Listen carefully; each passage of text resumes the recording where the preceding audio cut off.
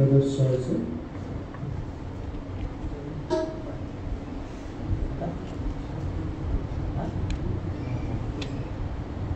Sixteen అది పెద్దలు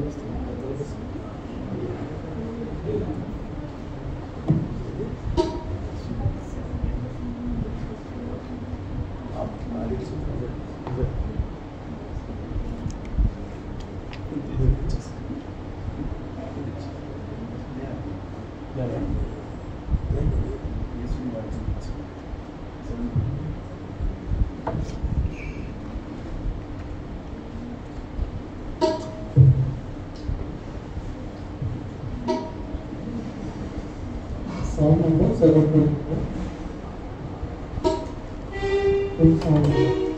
తెలుగు సంస్కృతిలో ఉంది. Song number 724. వేసిన రామచంద్ర అది నిశ్చలమైనది. 1-5 చరణాలు పాడుకున్నాను. మొదటి చరణం అంతటి చరణం.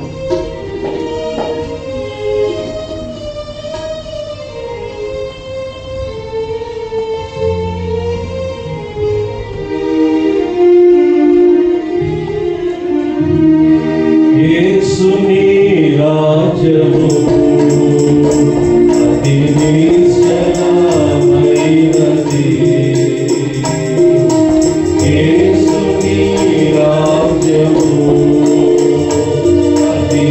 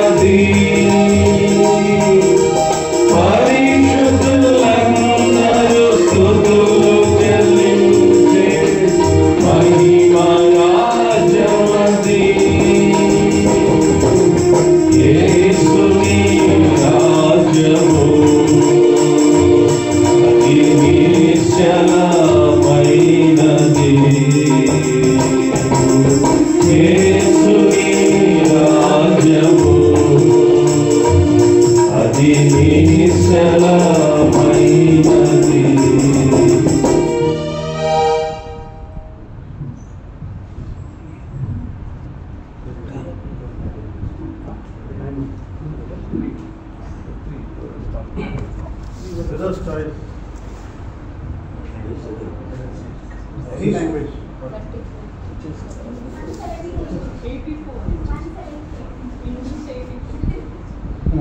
84.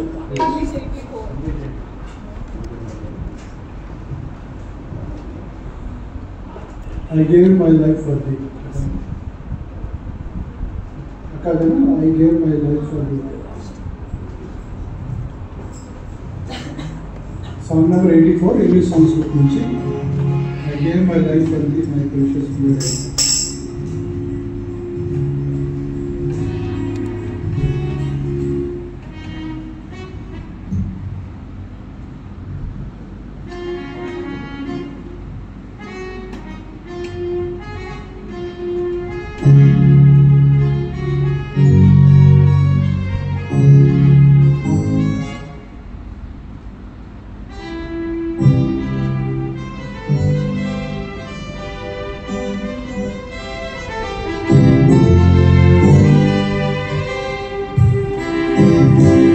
I give my life for thee, my precious flag I share, that thou mightst ransom me, and quicken from the dead.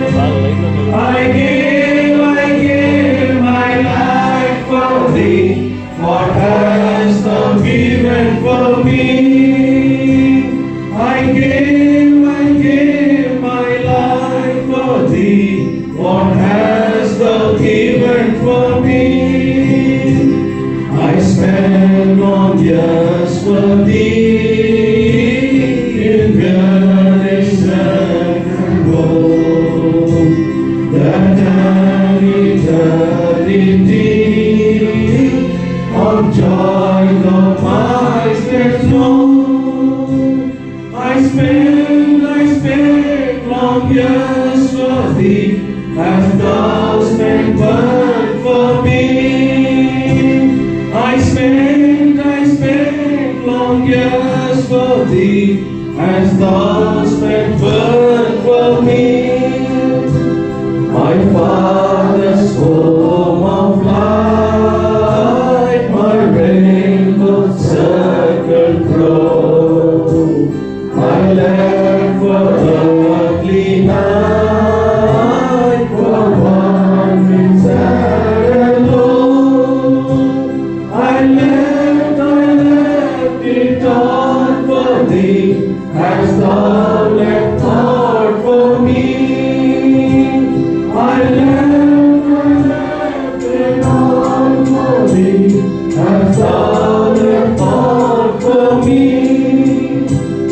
I suffered much for thee, more than I can tell, of bitter agony, to rescue me from hell.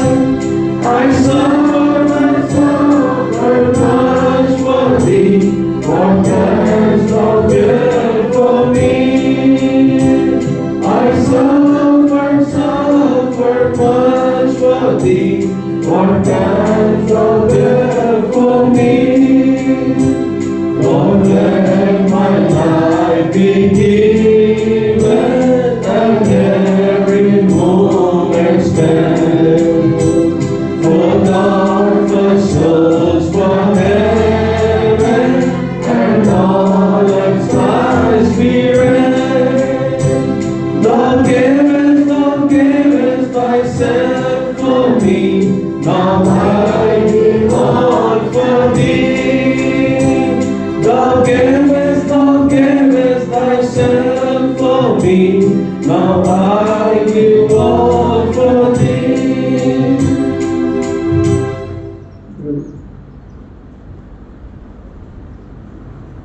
మాత్రం మీకు క్లుప్తంగా చెప్పే ప్రయత్నం చేస్తాను. ఏసేపు చూడండి, ఆది కాండము 37వ అధ్యాయము 3వ వచనం చదువుకుంటాం. మరియు యోసేపు ఇశ్రాయేలు వృద్ధాప్యమందు పుట్టిన కుమారుడు గనుక తన కుమారులందరికంటే ఎక్కువగా అతని ప్రేమించి అతని కొరకు విచిత్రమైన నిలువుటంగి కుట్టించను. యేసేపు తండ్రి చేత ప్రేమించబడిన వాడు. ఇక్కడైతే రాయబడింది అతని కనిష్ట కుమారుడు గనక, చిన్న కుమారుడు గనక, వృద్ధాప్యమందు జన్మించిన కుమారుడు గనక తండ్రి ప్రేమించినాడు. యేసేపు చూసినప్పుడు యేసేపు తండ్రి చేత ఏమైతే వచ్చాడో ప్రేమించబడుతూ వచ్చినాడు. తండ్రి చేత ప్రేమించబడమే కాదు కానీ తండ్రి మాటలు కానీ లోబడుతూ వచ్చాడు. తండ్రి చెప్పిన మాట వింటూ వచ్చాడు. ఇదే 37వ అధ్యాయంలో కింది భాగంలో మనం గమనిస్తే 12వ వచనంలో అతని సహోదరులు షెకెములో తమ తండ్రి మందను మేపులకు వెళ్ళి అప్పుడు ఇశ్రాయేలు యేసేపును చూసి, నీ సహోదరులు షెకెములో మంద మేపుచున్నారు, నిన్ను వారి ఎద్దుకు పంపిణీ రమ్మన్నప్పుడు అతడు మంచిదని అతనితో చెప్పాను. చూడండి, తన యొక్క సహోదరులు షెకెములో మంద మేపుతుండగా ఆ యొక్క యేసేపుకి తండ్రి పిలిచి నీకు సహోదరుల దగ్గర పంపిస్తుందంటే యేసేపు వెళ్ళలేనని కానీ యేసేపు పోలేనని కానీ చుట్టూ ఏమైనా ఎక్స్క్యూజ్ ఏమైనా చెప్పినాడా? మంచిదన్నాడు. అంటే తండ్రి చేత ప్రేమించబడుతున్నాడు, తండ్రికి లోబడుతున్నాడు. అదే కంటిన్యూస్ వర్స్లో చూస్తే అప్పుడు అతడు నీవు వెళ్ళి నీ సహోదరుల క్షేమమును మంద క్షేమమును తెలుసుకొని నాకు వర్తమానం తెమ్మని అతనితో చెప్పి హెబ్రోనులో అతని పంపెను. అతను షెకెమునకు వచ్చి తండ్రి చెప్పిందేమే, నువ్వు షెకెమునకు వెళ్ళు, నీ అన్నదమ్ములు అక్కడ మందరం మేపుతున్నారు, వాళ్ళ క్షేమ సమాచారం నాకు తెలియజేయి అన్నప్పుడు ఇది మ్యాప్లో చూస్తే ఇక షెకెముకు ఇక యేసేపు ఆరంభించిన స్థలానికి 50 మైళ్ళు కొలిచారు. అంత దూరం. అప్పుడు ఏమైనా సైకిల్ ఉందా, లేకపోతే ఇలాగ పలసాలు ఉందా, లేకపోతే ఏదైనా వెహికల్ ఉన్నాయప్పుడు అంటే శ్రమతో కూడిన పని అయినప్పటికీ యేసేపు ఏం చేసినాడు? లోబడినాడు. 50 మైళ్ళు. నాకు తెలిసి ఆ రోజుల్లో సైకిల్ ఉండకపోవచ్చునేమో, ఏమైనా జంతువులు ఏమైనా వాడింటారు, లేకపోతే ఎట్లా పోయినాడు. కానీ అయితే మనకి ఇప్పుడులాగా మనలాగా ఇక వెహికల్స్ లేటెస్ట్ అన్నీ ఏముండవు స్పీడ్గా పోవడానికి. ఏదో 50 మైళ్ళు అంటే 1 గంటలో వెళ్ళడానికి 50 మైళ్ళైనా పోతూ వచ్చాడు. షెకెము వెళ్ళినాడు. షెకెము వెళ్ళిన తర్వాత వాళ్ళు ఉన్నారు అక్కడ. షెకెము నుండి వాళ్ళు అక్కడ మూవ్ అయిపోయారు. దగ్గర వెళ్ళినారు చదివిన అన్నమాట. వాళ్ళు షెకెము నుండి వెళ్ళిపోతూ వచ్చారు, వింటూ వచ్చారు. చూడండి, అందుకతడు నేను నా సహోదరులను వెతుకుచున్నాను, వారు ఎక్కడ మందను మేపుచున్నారు అది దయచేసి నాకు తెలుపమని అడిగాను. అందుకు ఆ మనుషులు ఇక్కడ నుండి వారు సాగి వెళ్ళి వారు దోతానుకు వెళ్ళుదు రండి చెప్పుకుంటా. ఇప్పుడు యేసేపు తండ్రి మాట వెళ్ళాడు. షెకెము వెళ్ళిపోయినాడు. షెకెము చూసినాడు. లేదు ఇంటికి వెళ్ళిపోయినాడా? ఒక బాధ్యతగా ఆయన శ్రమపడేవాళ్ళుగా మళ్ళీ షెకెము నుండి దోతానికి 15 మైళ్ళు మళ్ళీ అక్కడి నుంచి స్టార్ట్. అంటే ఒక పట్టుదలతో తండ్రి ఇదే చూపెడుతూ తండ్రి చెప్పిన మాట ప్రకారంగా తండ్రికి చెప్పిన పని చేస్తున్నాడు ఆయన. ఏదో షెకెము వెళ్ళమని తిరిగి వచ్చేసింది, చివరి అడిగిపోండి. షెకెము లేదు. అయితే అట్టుగా వాళ్ళు దోతాలు ఉండాలన్న సమాచారం తెలుసుకొని అక్కడి నుంచి దాదాపు 15-16 మైళ్ళ పైన మళ్ళీ నడిచి వెళ్ళాడు.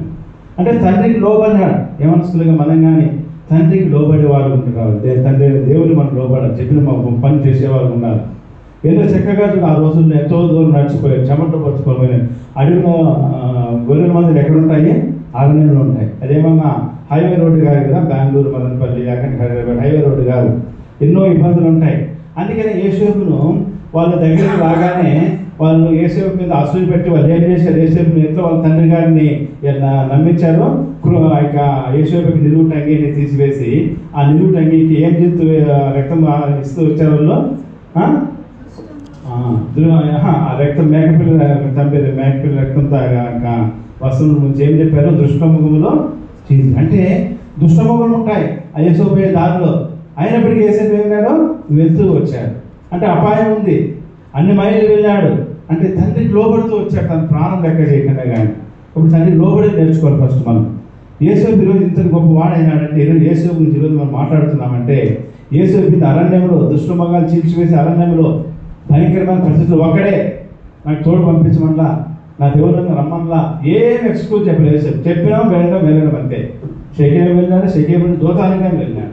మొట్టమొదటిగా యేసేపు మంచి లక్షణము తండ్రి చేత ప్రేమించబడుతూ వచ్చాడు. రెండోది చూసినప్పుడు అక్కడ రాబడిన తండ్రికి చిన్న కుమారుడు కనుక ప్రేమించబడుతూ వచ్చాడు. నాకు అనిపిస్తుంది యేసోబుకు ప్రవర్తన బట్టి, యేసోబుకు విధేయతను బట్టి కానీ తండ్రి ప్రేమించాడు కదా.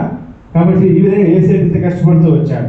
అంత మాత్రంతో అయిపోయింది. ఇంకా చూడండి 49వ అధ్యాయంలో సాక్ష్యాలు చెప్తూ వస్తారు. 49వ అధ్యాయంలో తండ్రి తన కుమారుని పిలిపించి సాక్ష్యాలు చెప్తూ వస్తారు. 49:22లో వచ్చిన మాట, యేసేపు ఫలించడి కొమ్మ, ఊట యొక్క ఫలించడి కొమ్మ, దాని రెమ్మలు గోడ మీదకి ఎక్కి వ్యాపించింది. యేసేపు గురించి సాక్ష్యం ఇస్తున్నాడు ఆయన. తన కుమారులు అందరి గురించి యాకోబు చనిపోయిన ముందుగా సాక్ష్యం ఇచ్చినప్పుడు యేసేపు గురించి ఏమిచ్చాడో, నీవు ఫలించడి కొమ్మ. కాబట్టి సాక్ష్యం కలిగి ఉన్నారు మనం యవనస్తులుగా. శ్రమ కలిగి ఉన్నాడు, శ్రమ పడినాడు, లోబడినాడు. రెండోది ఏం కలిగి ఉన్నాడు ఆయన?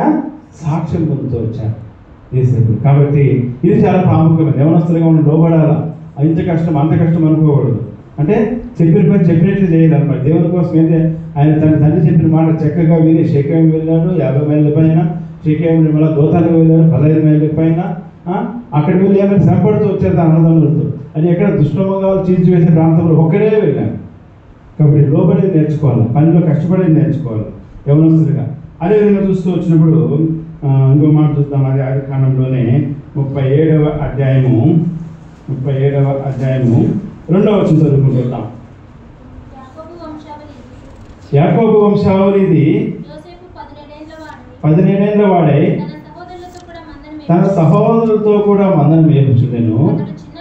అతడు చిన్నవాడే తన తండ్రి భార్య అయిన బిల్హా కుమారుల యొద్దను జిల్పా కుమారుల యొద్దను ఉండెను. అప్పుడు యేసేపు వారి చెడుతనమును గూర్చిన సమాచారం ఎవరు తెచ్చాడో తండ్రి తెస్తూ వచ్చాడు. అంటే యేసేపు వారి అన్నదమ్ములకి చెడుతనాన్ని తన తండ్రికి తీసుకొని వస్తున్నాడు. అంటే వారి తండ్రికి యేసేపు యొక్క అన్నదమ్ములు చెడుతనం చెప్తున్నాడంటే వాళ్ళు చెప్పినప్పుడు యేసేపు ఏమైనా చేస్తే యేసేపు ఎందుకని చెప్తారు కదా. అంటే యేసేపు ఒక ప్రత్యేకంగా పరిశుద్ధంగా ఉన్నాడు కనుకనే. ఇప్పుడు మన అన్నదమ్ములు అక్కజల్లు ఉన్నావు, ఒకరి మీద చెప్తే నువ్వు కానీ చేసినావు కదా, నువ్వు కానీ అట్లే ప్రవర్తించినావు కదా, తప్పకుండా వాళ్ళకి ఆ ఛాన్స్ లేదు అన్నదమ్ములు. అంటే యేసేపు ప్రత్యేకంగా ఉన్నాడు, పవిత్రంగా ఉన్నాడు, చెడుతనం చేయలేదు. కాబట్టి యేసేపు ప్రత్యేకంగా జీవిస్తూ వచ్చాడు. దేవుని బిడ్డలకు మనగా ప్రత్యేకంగా ఉండాలి. లోకంలో సినిమాలు, లోకంలో రకరకాలు ఉన్నాయి కదా. పబ్జీ గేమ్లు ఆడి, మా సంఘానికి వచ్చి ఒక పిల్లవాడిగా పబ్జీ గేమ్ ఆడి చివరికి ఒక సేనా బట్టి దయాల్లాగా అయిపోయినాడు. ఇంటికి పోతే వాళ్ళు కిటికీ పగలు కొట్టే రక్తం అంతా రూమంతా పడింది. వాళ్ళ నాన్న చూస్తే ఇట్లా చేస్తున్నాడంటే పబ్జీ గేమ్ ఆడి. అంటే మనం ప్రత్యేకంగా ఉండాలా. ప్రత్యేకంగా యేసేపు ప్రత్యేకంగా ఉన్నాడు కనుకనే, ప్రత్యేకంగా జీవించినాడు కనుకనే తన అన్నదమ్ముల యొక్క ఏం చేసిన అన్నదమ్ముల గురించి చెప్తూ చెడు సమాచారం అందిస్తూ వచ్చారు. అందుకని రోమా పత్రికలు అనుకుంటూ మాట్లాడడం చూడండి. రోమా పత్రిక 15:1 ఇతరులకు క్షేమంగా మనం కోరాలి. కాగా బలవంతులమైన మనము మనలను మనమే సంతోషపరచుకొనక బలహీనుల దౌర్బల్యములను భరించుటకును, ఇదే యేసేపు తెచ్చింది. బలహీనుల దౌర్బల్యం భరించుటకును మనం భద్రమైన. యేసేపు అందుకని వాళ్ళ గురించి చెడు సమాచారము అందిస్తూ వచ్చాడు. కాబట్టి చాలా ప్రాముఖ్యమైనది. యేసేపు ప్రత్యేకంగా జీవిస్తూ వచ్చాడు.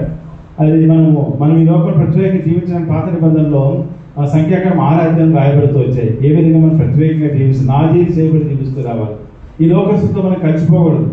మన క్లాస్మేట్స్తో, మన రూమ్మేట్స్తో, మన యొక్క కొలీగ్స్తో మనం కలిసిపోకూడదు. వాళ్ళు బ్రేక్ అయితేనే సిగరెట్ దాని పోతారు, బ్రేక్ అయితేనే వాళ్ళు లోకంలోకి పోతారు. మనం కలిసిపోకూడదు, ప్రత్యేకంగా జీవించాలి.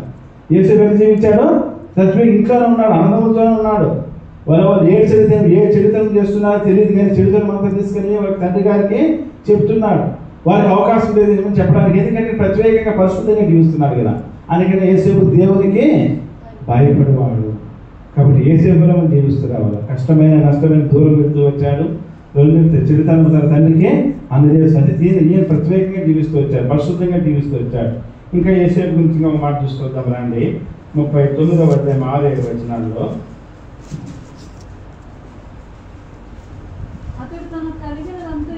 అతడు తనకు కలిగినదంతయు యేసేపు చేతికి అప్పగించి తాను ఆహారం తినుడు తప్ప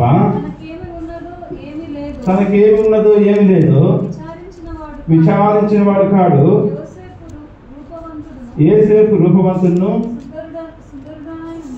సుందరుడైన. అంటే యోసేపు ఇక పోతీఫరు ఇంటికి ఏమిగా వెళ్ళాడు? యోసేపు ఒక దాసుడిగా వెళ్ళాడు.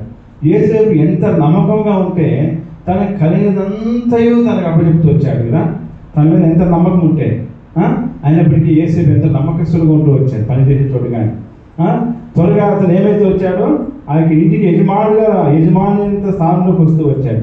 అయితే యోసేపుకి అక్కడిగా శోధన వస్తూ వచ్చింది. చూడండి 8వ వచనం. అయితే అతడు మనం 7వ వచనంగా చదువుకుంటూ వద్దాం. అటు తర్వాత అతని యజమాని భార్య యోసేపు మీద కన్ను వేసి తనతో శయనించమని చెప్పిన. అయితే అతడు ఒప్పక, నా యజమానుడు తన కలిగినంతే నా చేతికి అప్పగించింది కదా, నా వశమును తన ఇంటిలో ఏమి ఉన్నదో అతడు అడిగరు, ఆ ఇంటిలో నాకంటే పైవాడు ఎవడు లేడు. అంటే యోసేపు చెప్తున్నాడు, అంతా నాకు అప్పచెప్పాను నిన్ను తప్ప అనేసి. అయితే ఆమె ఏం చేసింది చూడండి, ప్రతిదినము మాట్లాడింది. ఆ మాట రెండో మాట, దినదినము. ఇక్కడ చూసినప్పుడు దినదినము శోధిస్తూ ఉంది. ఎంత శోధించినప్పుడు యోసేపు దేవుడు భయపడేవాడు కనుక యోసేపు పాపం చేయలేదు. ఇక్కడ యోసేపు పాపం చేయకపోవడానికి కారణం యోసేపు దేవుని చూసినాడు. ఏమన్నాడు? నేను దేవునికి భయపడేవాడిని. ఇక్కడ రాశాను కదా ఒక మాట చూడండి, నా తండ్రి అయిన దేవుని ఏ విధంగా విరోధంగా పాపం చేయదును. ఆ మాట చదువుకున్నాం. నేను ఎట్లు ఇంత ఘోరమైన దుష్కార్యం చేసి దేవునికి విరోధముగా పాపము కట్టుకుంది. దేవునికి విరోధంగా అంటే ఏమర్థమో, ఆడెవరూ లేదు, దేవుడు ఉన్నాడు. అంటే యోసేపు దేవుడు చూస్తున్నాడు. దేవుని చూడడం అంటే ఆకారంలో కర్రలో చూడడం కాదు, మనోనేత్రాలతో దేవుడు చూస్తున్నాడు. ఎవరు చూస్తున్నాడో తన యొక్క మనోనేత్రాలతో, భౌతికమైన నేత్రాలతో మనోనేత్రాలతో దేవుని చూస్తున్నాడు. ఎందుకంటే దేవుని భయపడేవాడు యోసేపు. అదేవిధంగా మాట చదువుకుంటుద్దాం. 39వ అధ్యాయంలోనే 2వ మాట 2-3 వచనాల్లో మాట చదువుకుందాం. యెహోవా యోసేపునకు తోడైండును గనుక అతడు వర్ధిల్లుచు తన యజమానుడిగా ఐగుప్తుని ఏంట. ఎందుకు యెహోవా దేవుడు అన్నాడు యోసేపు కంటే? యోసేపు దేవునికి భయపడేవాడు. ఈరోజు మనం చెప్పగలిగితే వస్తామా దేవుడు మనకు తోడుగా ఉన్నాడని? అదే 3వ వచనం చూస్తే, యెహోవా అతను తోడైండుననియు అతడు చేసినదంతయు అతని చేతిలో యెహోవా సఫలం చేసిననియు అతని యజమానుడు చూసినప్పుడు. తన యజమానుడు చూసే విధంగా సాక్ష్యం పొందుతూ వచ్చాడు నమ్మకంగా. కాబట్టి యోసేపు కొనలేషన్ చూసినప్పుడు యోసేపు దేవుని ఎంత చూసినాడో మనో నేత్రాలతో, భౌతికమైన నేత్రాలతో కాదు. ఈరోజు మనం చూడగలుగుతూ వస్తున్నామా? మనం చేయ ప్రతి పనిలోనూ, మనం ఉన్న ప్రతి చోట మనం గ్రహించాలి దేవుడు ఉన్నాడు. మనం మొబైల్ చూస్తున్నామా, మనం గ్రహించాలి దేవుడు చూస్తున్నాడు. అనుకుంటున్నాం ఎవరు చూడలేదు, దేవుడు చూస్తున్నాడు తప్పకుండా. ఆయన సదాకాలం మనతోనే ఉన్నాడు. కాబట్టి ఆ జాగ్రత్త కలిగి మనం ప్రవర్తించాలి యవనస్తులుగా. యవనస్తుల కాలం చాలా అది భయంకరమైన కాలం. ఎందుకంటే పాపంలో మన యవనస్తుల కాలం గురించి చూసినప్పుడు భక్తులు మాట అంటూ వస్తాడు. యవన కాలం చాలా డేంజరస్ కాలం. ఎందుకంటే ఒంటరిగా ఉన్నప్పుడు సాతాను నుంచి శోధించేది ఉంది. సరే, యేసు గురించి ఇంకో మాట చదువుకుంటూ వస్తానండి. 41వ అధ్యాయంలో మాట ఉంటుంది. 41వ అధ్యాయము 38వ వచనం మాట చూద్దాం. అతడు తన సేవకులను చూచి ఇతని వలె దేవుని ఆత్మగల మనుషుని కనుగొనగలమా అని. చూడు, ఫరో ఏమంటున్నాడు? ఇతని వలె దేవుని ఆత్మగల మనిషిని కనుగొనగలమా, దేవుని ఆత్మగల మనిషిని కనుగొనగలమా అని. దేవుని ఆత్మతో నడిపించబడుతున్నాడు యేసేపు. దేవుని ఆత్మ అంటే మొదటి కొరింథీయులకు రాసిన పత్రిక 3వ అధ్యాయం 16వ వచనాలు ఎవరు చూస్తుంది దేవుని ఆత్మ ఎక్కడ నివసిస్తుందని. మొదటి కొరింథీయులకు రాసిన పత్రిక 3వ అధ్యాయం 16వ వచనం. గట్టిగా మీరు దేవుని ఆలయమై ఉన్నారనియు దేవుని ఆత్మ మీలో నివసిస్తున్నాడనియో మీరు. కాబట్టి దేవుని ఆత్మతో నడిపించబడుతున్నాడు యేసేపు. ఎట్లా నడిపించబడుతున్నాడో? దేవుని ఆత్మతో. ఇతని వల్ల దేవుని ఆత్మ గలవని కనుగొనగలమా అంటున్నాడు ఫరో. అంటే యెహోవా పేరు పిలువబడుతున్నాడు యేసేపు. ఈరోజు మన గురించి చెప్పగలుగుతారు ఎవరైనా? యేసేపు యెహోవా దేవుని పేరు పిలువబడుతున్నాడు, దేవుని ఆత్మ కలిగి ఉన్నాడు. కాబట్టి ఈరోజు మనకు అక్కడ పునర్లక్షణం కలిగి ఉండాలి. యెహోవా పేరుకి మనము పిలువబడే వాళ్ళకు ఉండాలి, దేవుని పేరుకి మనం పిలువబడే వాళ్ళకు ఉండాలి, దేవుని ఆత్మతో మనము నడిపింపబడే వాళ్ళకు ఉండాలి. స్వరు అన్నిడిస్తున్నాడు సాక్ష్యము. ఇతని వల్లే దేవుని ఆత్మ గల వాళ్ళు మనము కనుగొనగలమా? ఇంకో మాట చూడండి, 5వ అధ్యాయంలో పైన యేసేపు రప్పించినప్పుడు ఓ మాట అంటూ వస్తాడు. 16 వచనం, 41:16. యేసేపు అది నా వలన కాదు, దేవుడే ఫరోకు క్షేమకరమైన ఉత్తరం ఇచ్చింది. ఇప్పుడు యేసేపు గురించి చూసినప్పుడు ఆయన చెరసాలలో ఉంచమన్నప్పుడు ఆయన చెరసాలలో ఉన్నాడని చెప్పేసి ఆ యొక్క పానదాయకులు అధిపతి చెప్పినప్పుడు ఆయన కలభావం చెప్పగలరని యేసేపును చెరసాలను రప్పిస్తూ వచ్చినారు కదా. రప్పిస్తూ వచ్చినప్పుడు రాజు దగ్గరికి వచ్చినాక యేసేపు నువ్వు కలల భావం చక్కగా చెప్పగలుగుతావు. ఏమన్నాడు యేసేపు రాజు ముందర? అది నా వలన కాదు అన్నాడు. ఎవరైనా అనగలిగి చూస్తామా మనం? అంటే మనమైతే ఏమంటాం? వాళ్ళిద్దరికే పానదాయకుల అధిపతికి పక్షకాల అధిపతికి నేను కలభావం చెప్పాను, అది జరిగింది, నీ కళ చెప్పు అంటాం. అట్లల్లా అది దేవుడే బయలుపరచు. దేవుని వశం అంటున్నాడు. దేవుని మీద ఆధారపడుతున్నాడు యేసేపు. తన జ్ఞానం మీద ఆధారపడలా, తగ్గించుకుంటున్నాడు కాళ్ళ రేగాయి అక్కడ పోయేసి. కాబట్టి ఆ విధంగా యేసేపు అంత జ్ఞానం ఉన్నప్పటికీ ఏం చేశాడో తగ్గింపు కలిగి ఉన్నాడు. మనం కానీ జ్ఞానం ఏమగలమో తగ్గింపు కలిగి ఉండదు నా వల్ల కాదన్నాడు. ఇది మూడోసారి వచ్చినప్పుడు చెప్పి యేసేపు ప్రార్థన చేసి ఎక్కడ రాయవల్ల కానీ ప్రార్థన చేసేట్టుగా సాదృశ్యం ఉంది. ఆ రాజు కళ చెప్తుంటే ఇట్లా దేవుని అడుగుతారు. దేవుని వేషం అన్నాడు కదా, ఆ కళ చెప్తుంటే దేవుని అడుగుతుంటారు, కళ చెప్తుంటే దేవుని ప్రార్థన చేస్తుంటారు. అటువంటి ప్రార్థన కలిగి ఉండవు. యేసేపు ప్రార్థన చేసి ఎక్కడ రాయాలి? దానియేలు ప్రార్థన చేసినాడు, దావీదు ప్రార్థన చేసినాడు, ఇంకా అబ్రహాం ప్రార్థన చేసిన రాయబడి వచ్చింది. కానీ యేసేపు ప్రార్థన చేసిన రాయబడి ఎక్కడ? ఆయన ప్రార్థన చేసేట్టుగా ఏముంది? సాదృశ్యం ఉంది. కాబట్టి దేవుని వశమే అన్నాడు. అన్నిటికీ దేవుని వశమే, అన్నిటికీ దేవుని వశమే, అన్నిటికీ దేవుడు దాదాపు 15 రౌండ్ తీసుకెళ్ళి యేసేపు దేవుడే దేవుడే దేవుడే అంటాడు. అన్నిటికీ దేవుడే. కాబట్టి యేసేపు ఏం కలిగి ఉండాలా? దేవుని ఆత్మ కలిగి ఉండాలా, యెహోవా పేరున పిలువబడాలా. రెండోది యేసేపులో తగ్గింపు కలిగి ఉండాలి. ఇంకా 2 లక్షణాలు చూసుకుంటూ వద్దాం రండి. యేసేపు గురించి 46వ అధ్యాయం 32వ వచనము. 46వ అధ్యాయము. ఆ మనుషులు పశువులు గలవారు, వారు గొర్రెల కాపరులు, వారు తమ గొర్రెలను పశువులను తమకు ఖరీదనంతయు తీసుకొని వచ్చారని అతను. ఇక్కడ చూసినప్పుడు మనకి మళ్ళీ తెలిసింది వినింటారు. యేసేపు తన యొక్క అన్నదమ్ములు తన తండ్రి గారు అందరినీ ఆ యొక్క ఐగుప్తు రప్పిస్తూ వచ్చినాక వాళ్ళందరూ వచ్చాడు. ఫరో గారు రథాలు పంపించి అంతా బాగానే ఉంది.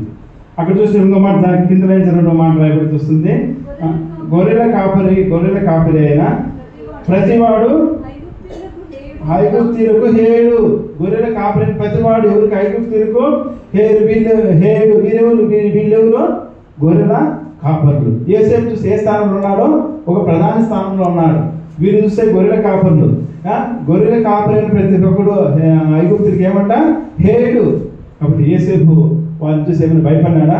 ఐగుప్తుడి గొర్రెల కాపరులు అంటే హేడు, మేము గొర్రెల కాపరి చెప్పుకోకూడదు అనుకున్నాడా? చూడండి 47వ అధ్యాయంలో ఆ మాట రాయబడి వస్తుంది. ఏమని చెప్పి చూస్తారు? 2వ వచనం. తన సహోదరులందరిలో 5 వెంట పెట్టుకొని పోయి వారిని ఫరో సమక్షమందు ఉంచెను. ఫరో అతని సహోదరుని చూసి మీ వృత్తి ఏమిటని అడిగినప్పుడు, మీ వృత్తి ఏమిటని అంటే గొర్రెల కాపరి ప్రతి ఒక్కడు ఐగుప్తుడికి ఏమంట? హేడు. ఇప్పుడు చూసినప్పుడు ఫరో ఏమడిగినాడు? మీ వృత్తి ఏది అని అడిగినాడు. ఏం చెప్పారు? ఇప్పుడు ఈయనేమో ప్రధాన స్థానంలో ఉన్నాడు, వీళ్ళేమో చెప్తే హేడు. ఏమైనా భయపడినాడా? చదవండి తన కంటిన్యూస్లో. ఏమన్నాడు? మీ దాసుడైన మేము ఇంత చక్కగా రాయబడి వచ్చింది చూడండి. మేమును చూడండి ఫరో అతని సహోదరులు చూసి మీ వృత్తి ఏమని అడిగినప్పుడు వారు నీ దాసులమైన మేమును మా పూర్వీకులను గొర్రెల కాపరులను ఫరోతో చెప్పారు. మేమును మా పూర్వీకులుగా అబద్ధం చెప్పినాడు యేసేపు. ఇందులో 2 విషయాలు. యేసేపు గతం మర్చిపోలే. మనం ఎప్పుడు గతం మర్చిపోకూడదు. యేసేపు గొర్రెల కాపరు తెలుసు కదా, వాళ్ళ అన్న గొర్రెలు కాస్తుంటే యేసేపుని అమ్మేసి వచ్చారు. కాబట్టి మేమును మా పూర్వీకులుగానే. ఆ ఫరోకి ఏమో చూస్తే ఏమంట? హేము. ఎవరు? గొర్రెల కాపురులు ఐగుప్తీయులకు హేము. యేసేపు ఎవరు? యథార్థంగా చెప్పినారు కదా. అంటే గతం మర్చిపోకూడదు. మనం ఎప్పుడు కానీ మన గతం మర్చిపోయినప్పుడే మనకు మొదట పతనం స్టార్ట్ అవుతుందంట. మన గతం ఎప్పుడు మర్చిపోకూడదు. గతం మనము మర్చిపోయినప్పుడు, గతం మర్చి మనం పని చేసినప్పుడు మన పతనం ఏమవుతుంది? స్టార్ట్ అవుతుంది. రెండోదిగా యేసేపు యథార్థంగా చెప్పినాడు కదా, మేమును మా పూర్వీకులు మీకు హేయలైతే మాకే మేమెందుకు అబద్ధం చెప్తామో, ప్రతి గొర్రెల కాపరి ఐగుప్తులు చేయడైతే మాకేమే మా యథార్థతను మేము వదిలిన యథార్థతను వదలాం. కాబట్టి మన యథార్థత వదలకూడదు, అబద్ధము ప్రేమించకూడదు. యేసేపు ఏమన్నా అనుకోని ఫరో మేమును మా పూర్వీకులుగా మేము గొర్రెల కాపరి ధైర్యంగా చెప్పగలుగుతూ వచ్చారు, ఏమైనా పంపించేస్తూ వచ్చారు అక్కడ నుండి. కాబట్టి యథార్థంగా ఉండాలి. యేసేపు యథార్థంగా ఉంటూ వచ్చాడు. రెండోదిగా గతం మర్చిపోకూడదు. మనం ఎప్పుడు గతం మర్చినప్పుడు ఏమొస్తుందంటే మనకు పతనము ఆరంభం అవుతుందంట. కాబట్టి యేసేపు యథార్థంగా ఒప్పుకుంటూ వచ్చాడు, గతం మర్చిపోడు రాలేదన్నమాట. కాబట్టి యేసేపు యథార్థంగా ఒప్పుకున్నాడు కాబట్టి యేసేపు ఫరో అంత వారైనాడు, అందరినీ ఆయన పోషిస్తూ వచ్చాడు. ఈరోజు యేసేపు గురించి మనము చెప్పుకుంటూ వస్తున్నాం. ఎంత గొప్ప విషయం కదా. ఫరోకు తెలుసు గొర్రెలు కాపరి యేసేపు వెనక్కి మీరాడా, ఇంకా ఇది 5 రోజులు పిలుచుకొని మేము మా పూర్వీకులందరూ ఆయన గొర్రెలు కాపరి ఏమన్నా చేసుకోండిగా చెప్పారు. కాబట్టి యథార్థంగా ఉంటారు. ఇంకో మాట చూసుకుంటూ వద్దాం రండి. ఇదే అధ్యాయంలో మాట ఉంది, 45వ అధ్యాయము 5వ వచనం మాట చదువుతాం. 45వ అధ్యాయం 5వ వచనం. అది కానీ ఆయనను నేను ఇక్కడికి వచ్చినట్లు మీరు నన్ను అమ్మివేసినందుకు దుఃఖపడుకుడి, అది నీకు సంతాపం పుట్టనీయకుడి, ప్రాణరక్షణ కొరకు దేవుడు మీకు ముందుగా నన్ను పంపును. ఎంత చక్కటి మాట ఉంది. ఏ పరిస్థితిలో యేసేపు గుంటలో పడివేసి నిలువుటంగి తీసివేసి అమ్మివేసి ఆ పరిస్థితులు ఉన్న యేసేపు మళ్ళీ చెరసాలలో వేయబడుతూ వచ్చాడైతే ఆయన నేను ఎక్కడికి వచ్చినట్లు మీరు నన్ను అమ్మివేసి దుఃఖపడవద్దంటున్నారు. ఎవరు చేసి అంటున్నారు? అది మీకు సంతాపం పుట్టింపనీకుడు అంటున్నాడు. ప్రాణరక్షణ కొరకు దేవుడు మీకు ముందుగా నన్ను పంపాను. ఇంకో మాట చూడండి, కింద వచనంలో 7వ వచనంలో ప్రాణంతో కాపాడుకును దేవుడు మీకు ముందుగా నన్ను ఎక్కడికైనా పొరపాటు మాట్లాడారు. దేవుడు మీకు ముందుగా నన్ను పంపించినాడు, మిమ్మల్ని బతికించడానికి దేవుడు నన్ను పంపించినాడు అంటే ఏమర్థం? ఇంకో మాట చూడండి, అది 50 అధ్యాయం 21వ వచనం. 50 అధ్యాయము 21వ వచనం చివరిగా. కాబట్టి భయపడుకుడి, నేను మిమ్మును మీ పిల్లలను పోషించదని చెప్పి. చూడండి 20వ వచనంగా చదువుకున్నాం. 20వ వచనం, మీరు నాకు కీడు చేయని ఉద్దేశించింది కానీ నేటి దినం జరుగుతున్నట్లు అనగా బహు ప్రజలను బ్రతికించినట్లుగా అది మేలుకే దేవుడు ఉద్దేశించింది. అంటే ఏది చేసినా యేసేపు చూసిన దేవుడు ఏది చేసినా అది మేలుకే అంటున్నాడు. ఇది మనం బాగా అర్థం చేసుకుంటే ఏది చేసినా దేవుడి చిత్తానికి లోపడుతున్నాడు యేసేపు. ఎక్కడైనా సొలిగినాడా? ఏది జరిగినా దేవుడే చేసినాడు. దేవుడు మీ మేలుకే చేసినాడు, దేవుడు మేలుకే చేసినాడు, మీకు ముందుగానే పంపించినాడు. అంటే దేవుని చిత్తం ప్రకారంగా నడుచుకుంటున్నాడు యేసేపు. దేవుని చిత్తం అనుకున్నాడు కానీ ఆయన దగ్గర అపాయం జరిగింది అనుకోవాలా. నిజంగా చూస్తే ఆ పరిస్థితుల్లో మనం చెప్పగలిగి చూస్తామా? వాళ్ళు ఏం చేస్తూ వచ్చారు? ఇక యేసేపు దూరంగా ఉండి చూసినప్పుడు ఆహారం కూర్చొని తినబోతూ వచ్చారు కదా. ఆహారం పెట్టిన యేసేపు అయితే వాళ్ళని ఏమంటున్నారు? పోషించదు అంటున్నారు. వాళ్ళని ఆహారం పెట్టుకుంటే వాళ్ళని ఏం చేస్తున్నాడో పోషిస్తాడు. అంటే ఏది చేసినా దేవుని చిత్తం. కాబట్టి యేసేపు దేవుని చిత్తం ఎరిగి నడుచుకున్నవాడు యేసేపు. చివరిగా చూడండి, దేవుని చిత్తం ఎరిగంటే రోమ 8:28 మాట చదవని చక్కటి మాట రాయబడుతూ వస్తుంది. ఏమి దేవుని ప్రేమించు వారికి అనగా ఆయన సంకల్పము చొప్పున పిలువబడిన వారికి మేలు కలుగుటకై సమస్తము సమకూడి సమస్తం ఏం జరిగిన దేవుడే సమస్తము సమకూడి జరుగుతున్నమాట అక్కడ. కాబట్టి యేసేపు ఎంతగా లోపలికి వచ్చారు కదా. ఇవాళ కొన్ని 5 గుర్తుపెట్టుకున్నాం మనం యేసేపు గురించి. ఇప్పుడు యేసేపు మొదటిగా తండ్రి చేత ప్రేమించబడుతూ వచ్చాడు యేసేపు. రెండవ గుణలక్షణం ఏం చెప్పుకుంటూ వచ్చినా లోబడినాడు. చెక్కాయం వెళ్ళినాడు 50 మైళ్ళ పైన. ఆ పని దోతాను వెళ్ళినాడు. మృగాలు ఉంటాయి అనుకోలేదు. లోబడినాడు, తండ్రి పని చేస్తూ వచ్చినాడు. ఇప్పుడు యేసేపు ప్రత్యేకంగా జీవిస్తూ, అంటే యేసేపు పాపం చేయాలి, ప్రత్యేకంగా జీవిస్తూ వచ్చారు. ఆ పోతీఫరు వల్ల దినదినమో మాట్లాడుతుండేది. అయినప్పటికీ యేసేపు పాపం చేయాలి. యేసేపు దేవునికి భయపడేవాడు. అక్కడ యేసేపు దేవునికి భయపడేవాడు అన్నాడు. దేవుని విరోధంగా నేట్లో పాపం చేయడం దేవుని చూస్తూ వచ్చినాడు యేసేపు అక్కడ. అదే యేసేపు ఏం చేస్తూ వచ్చాడు? నెక్స్ట్ ఏం చెప్పుకుంటూ వచ్చినామో నమ్మకంగా ఉంటూ వచ్చాడు యేసేపు. ఎక్కడ పోతీఫరు ఇంట్లో నమ్మకం చూపెడుతూ వచ్చాడు. ఇంకా యేసేపు ఇంకోటి చెప్పుకుంటూ వచ్చాం. యేసేపు తండ్రి వద్ద సాక్ష్యము పొందిన వాడు ఉంటాడు. నేను ఫలించడు కొమ్మ అంటూ వచ్చాడు యేసేపు గురించి.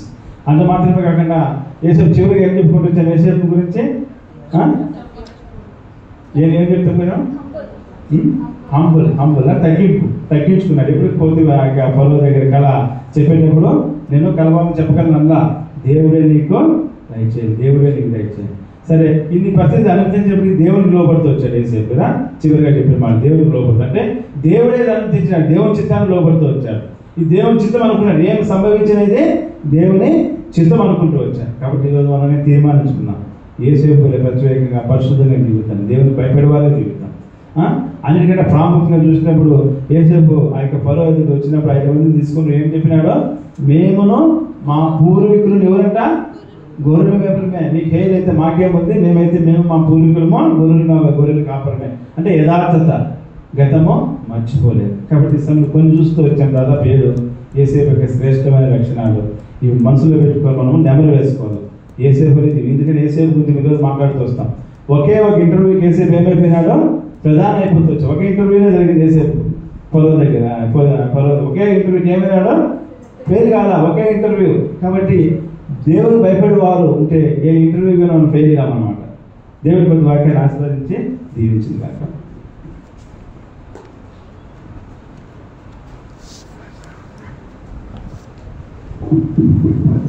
ప్రార్థన చేయకపోలో యేసేపు వల్ల మనం కూడా వేదానికి మనము ప్రభు సన్నిధిలో చిన్న కోరస్ ద్వారా మన జీవితాలు అప్పగించుకుంటూ వస్తాం. Him number 27, all to Jesus I surrender అనేది ఈ హిమ్లో మొదటిది 1, 3, 5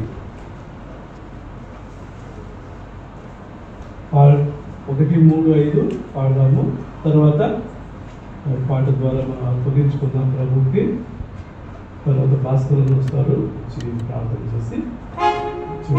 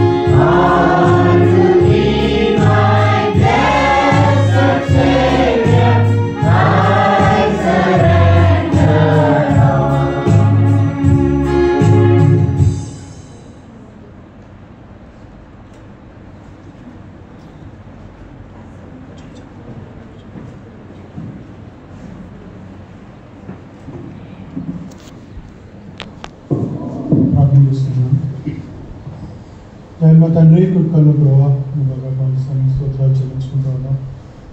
ఈ యొక్క సాయంకాల సమయంలో మన సభ్యులుగా ఉంచి ఎంతో ప్రేమించి నన్ను ఎవరసులుగా విధంగా ఈ సన్నిధిలో కోరుకుని మిమ్మల్ని ఆరాధించడానికి మీ యొక్క సన్నిధిలో నన్ను ఎవరసులుగా కొన్ని ఈ యొక్క విషయాలు నేర్చుకోవడానికి నాకు ఇచ్చిన యొక్క తరుణ అవకాశంలో స్తోత్రాలు చెల్లించుకుంటున్నాను. మీ దాసుని మమ్మల్ని తీసుకొచ్చి యోసేపు జీవితం ద్వారా నేను అనేకమైన విషయాలు నాకు నన్ను మీరు నేర్పించారు. దాన్ని బట్టి మీకు స్తోత్రాలు. యోసేపు నేను మీరు ఆది కాండం పేరు అదేవిధంగా నేను మరి 40 అధ్యాయాలు చూసినట్లయితే నేను తన జీవితంలో ఏ విషయాల్లో ఆయన మాకు ఆదర్శంగా ఉండడం మాకు నేర్పించినారు. దాన్ని బట్టి మీకు స్తోత్రాలు. ముఖ్యంగా చూసినట్లయితే నేను తన ప్రత్యేకమైన జీవితము, పవిత్రమైన జీవితము, పరిశుద్ధమైన జీవితము ఎవరైనా నడిచిన వాడుగా మాకు జ్ఞాపకం చేశారు. నాయన అనేకమైన విషయాల్లో నాయన తన సహోదరుల కంటే అందరికంటే తను ప్రత్యేకంగా జీవించినాడు, పవిత్రంగా తను జీవించగలిగినాడు. దాని బట్టి స్తోత్రాలు. నేను మా జీవితంలోనైతే నైనా మేము అనేకమైన సార్లు మేము పడిపోతా ఉన్నాం. మేము ఒక పవిత్రతలో మేము కొనసాగలేకపోతా ఉన్నాం, స్థిరంగా ఉండలేకపోతా ఉన్నాం. దేవుడు మా యొక్క పరిస్థితిని జ్ఞాపకం చేశారు. కాబట్టి స్తోత్రాలు. అది మాత్రమే కాదు నాయన మరి యోసేపు ఆయన మరి తన తండ్రికి లోబడే వాడిగా ఉంటున్నాడు, విధేయత చూపించినాడు. ఆయన అది మాత్రమే కాదు నాయన మరి తన యొక్క గతాన్ని మర్చిపోలేదు. నేను ఎల్లప్పుడూ తన గతాన్ని గుర్తుపెట్టుకున్నాడు. దేవా హంబుల్గా తను జీవించినాడు. దేవా అందరికీ ఆదర్శంగా నిలిచినాడు. దేవా యెహోవా అతను తోడేయుడన్న మాట అనేకమైన సార్లు ఆది కాండంలో యోసేపు జీవితంలో అనేకమైన సార్లు మేము వింటున్నాం. అటువంటి జీవితము నాయన మేము గడపడంలో నాయన మేము అనేకమైన చోట్ల మేము తప్పుపోయినాం. దేవా అందులోనే మేము జీవిస్తూ ఉన్నాం. దేవా నాయన మా యొక్క ప్రస్తుత స్థితిని జ్ఞాపకం చేసినారు. దాన్ని బట్టి చూస్తాం. దేవరైనా మా యొక్క స్థితి నుంచి దేవరైనా బయటకు రావడానికి సహాయం చేయండి. దేవరైనా మమ్మల్ని కనికరించండి, క్షమించండి.